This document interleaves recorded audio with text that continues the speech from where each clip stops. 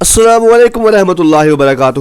آج کے لیکچر میں 10 کتب احادیث کا تعارف دیکھیں گے۔ اس سے جو ہمارا پہلا لیکچر تھا اس میں ہم نے 9 کتب احادیث کا تعارف کروایا تھا۔ اگر آپ نے وہ لیکچر ابھی تک نہیں سنا تو ڈسکرپشن میں اس کا لنک دیا گیا ہے، وہاں پہ کلک کر کے آپ جلدی سے پہلا لیکچر سن سکتے ہیں، پھر آپ کو دوسرے لیکچر کی اچھے طریقے سے سمجھ آئے گی۔ تو آج ہم نے 10 کتابوں کا کتب الاحکام، جز کتب التعارف، غریب الحدیث، الضعفاء، الثقات، موضوعات، کتاب العلل، مسلسل 40، 10 کتابیں کون سی ہیں، ان کی ڈیفینیشن دیکھنی ہے۔ آئیے شروع کرتے ہیں آج کے لیکچر کو۔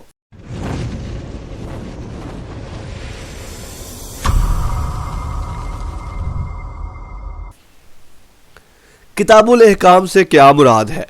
یہ کتابیں صرف ان احکام اور فقہی امور کے ساتھ خاص ہیں جن کو ان کے مؤلفین نے حدیث کی اہم کتابوں سے منتخب کیا ہے۔ اس کا مطلب یہ ہے کہ احادیث مبارکہ میں مختلف موضوعات پر احادیث ہوتی ہیں۔ فطر کے بارے میں ہے، قیامت کی نشانیوں کے بارے میں ہے، ایمانیات کے بارے میں ہے، احکامات کے بارے میں ہے۔ تو جو احادیث احکامات کے متعلق ہیں، یعنی کہ جس میں حکم دیا گیا ہے، جو فقہی ابواب کے ساتھ ریلیٹ کرتی ہیں، ان کو نکال کر الگ کر دیا گیا ہے۔ مثال کے طور پہ عمدۃ الاحکام الکبریٰ ہے، عبد الواحد المقدسی کی لکھی ہوئی کتاب ہے۔ اب اس کتاب میں کیا ہے؟ اس کتاب میں صرف وہی احادیث ڈسکس کی گئی ہیں جن کا تعلق فقہ کے ساتھ ہوتا ہے۔ حدیث کی کتاب کتاب الاجزاء سے کیا مراد ہے؟ اس کتاب کو کہتے ہیں کہ جس میں کسی ایک جزوی مسئلہ کی تمام احادیث کو یکجا کر دیا گیا ہو، یعنی کہ کسی ایک ٹاپک پر، مثال کے طور پہ جز القرآن ہے، یا جز رفع الیدین ہے، جز فاتحہ خلف الامام ہے۔ اب یہ کیا ہے کہ ایک ٹاپک کے اوپر جتنی بھی احادیث ہیں وہ ساری ایک جگہ پر اکٹھی کر دی جاتی ہے۔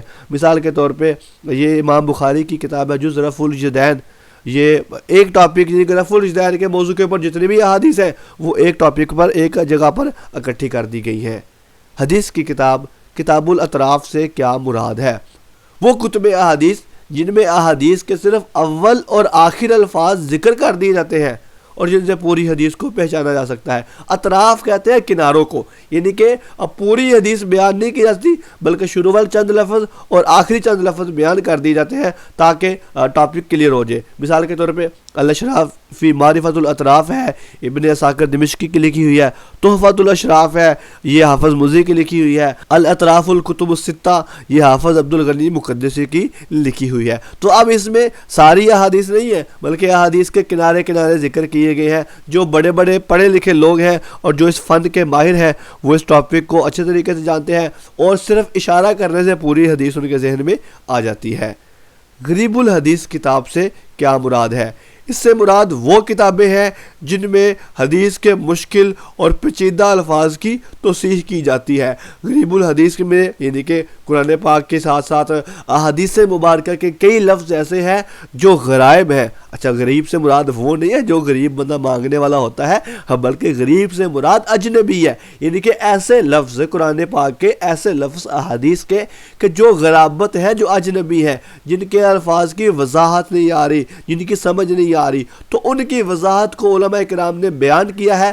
تو جو لفظ مشکل ہے، جو احادیث میں لفظ مشکل ہے ان کو الگ کر دیا گیا ہے، تو دیٹس غریب الحدیث کہلاتی ہے۔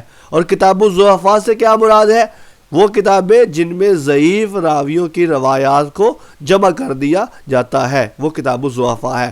اور کتاب الثقات اس کے الٹ ہوگا، جن میں ثقہ راویوں کے حالات و تراجم کو بیان کر دیا جاتا ہے۔ حدیث کی کتاب الموضوعات سے کیا مراد ہے؟ الموضوعات سے مراد وہ کتابیں ہیں جن میں موضوع احادیث کو جمع کر دیا جاتا ہے۔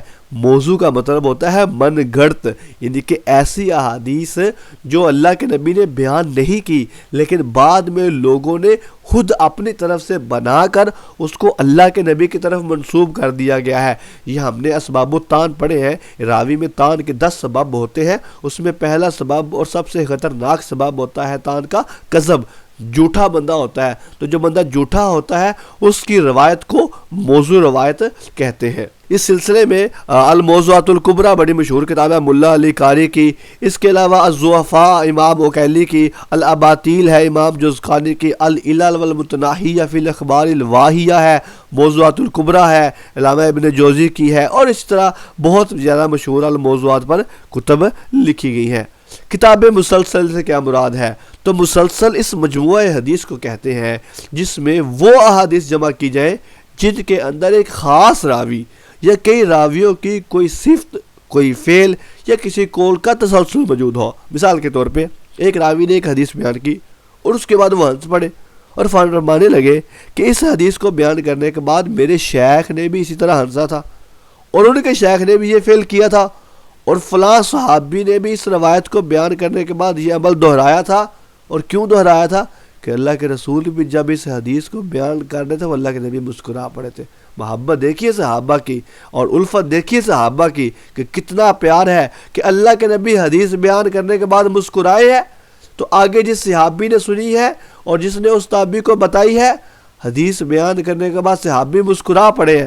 فرمایا مسکرائے کیوں ہے؟ فرمایا اللہ کے نبی مسکرائے تھے۔ اور تابعی نے بھی آگے بیان کیا تو فرمایا کیوں مسکرایا؟ فرمایا صحابی مسکرائے تھے اور صحابی اس لیے مسکرائے تھے کہ اللہ کے نبی مسکرائے تھے۔ اتنی محبت صحابہ کرام کے اللہ کے نبی کے ساتھ تھی۔ اور آج گلی کے لونڈے کہتے ہیں کہ جناب جی وہ صحابہ کرام کیا صحابہ کرام، آج ہمیں ان کا ایمان ثابت کرنا پڑ رہا ہے۔ تو بہرحال انشاءاللہ العزیز عزم صحابہ اور دفاع صحابہ پر بھی انشاءاللہ کسی لیکچر میں گفتگو ہوگی۔ تو حدیث کی کتاب العلل سے کیا مراد ہے؟ علل ان کتابوں کو کہتے ہیں جن میں احادیث کے فالٹ کی وجوہات کو بیان کیا جائے۔ مثال کے طور پہ اگر کوئی روایت ضعیف ہے تو کیوں ہے؟ کیا اس کا کوئی راوی ضعیف ہے یا اس کی سند کا سلسلہ ٹوٹا ہوا ہے یا کوئی اور وجہ ہے؟ غرض احادیث کو ان کی علتوں، ان کے فالٹ کے ساتھ بیان کیا جائے۔ مثال کے طور پہ امام ابن جوزی کی العلل المتناہیہ ہے اور امام دارقطنی کی کتاب العلل اور امام ابن حاتم رحمہ اللہ کی علل ابن حاتم ہے۔ یعنی کہ علل یا علت کہتے ہیں فالٹ کو۔ تو کتاب العلل میں ایسی احادیث جن میں فالٹ ہے تو اس کا فالٹ اوپن کر دیا جاتا ہے۔ مثال کے طور پہ ایک حدیث ہے اس میں فالٹ ہے تو کیا فالٹ ہے یہ کیسے پتہ چلے گا؟ تو کتاب العلل میں ایسی احادیث لکھی ہوئی ہے کہ یہ حدیث ہے، اس میں فالٹ ہے، اس میں فالٹ کیا ہے، اس میں یہ فالٹ ہے۔ ایسے ون بائی ون کرتے ہوئے ساری حدیث کی تفصیل بیان کر دی گئی ہے۔ حدیث کی کتاب اربعین سے کیا مراد ہے؟ اربعین سے مراد ہے کہ ایک راوی کی ایک ہی موضوع پر 40 احادیث کو جمع کر دیا جاتا ہے، یا صرف ایک نہیں متعدد راویوں کی مختلف موضوعات پر 40 احادیث کو جمع کر دیا جائے۔ دونوں ڈیفینیشن ہے۔ مشہور یہ دوسری ڈیفینیشن ہے کہ مختلف راویوں کی مختلف موضوعات پر 40 احادیث کو اکٹھا کر دیا جائے۔